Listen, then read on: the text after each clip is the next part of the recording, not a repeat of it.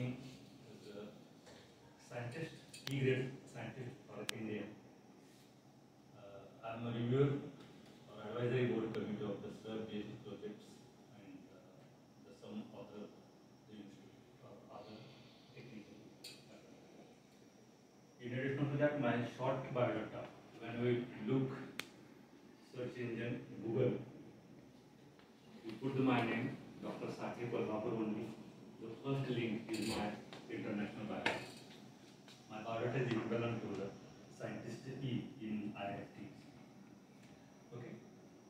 Today this interaction, I'll be trying to give the first technical information and the basic information which will be required for your career. पहिल्यांदा एक सांगून मी तुमच्याकडे सांगतो madam, मी गेली 26 वर्ष हे इंजिनिअरिंग फील्डमध्ये काम करतो. या 26 वर्षाच्या अनुभवामध्ये काही गोष्टी सर्वात महत्त्वाच्या मी पाहिलेल्या आहेत ते तुमच्याबरोबर मी शेअर करायला थोडंसं. Day by day technology growth जशी झाली त्याच पद्धतीने टेक्नॉलॉजीचे एक्सपेक्टेशन वाढते.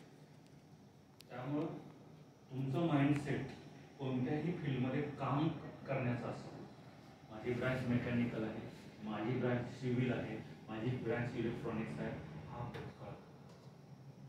तुमची डिग्री, तुमचा डिप्लोमा कोणत्या जर ब्रँचमध्ये असेल, फ्युचरमध्ये येणाऱ्या कोणत्याही ब्रँचमध्ये तुम्ही काम करण्यासाठी तुमची कपॅसिटी पाहिजे. तयार नाही आहे, फक्त कपॅसिटी.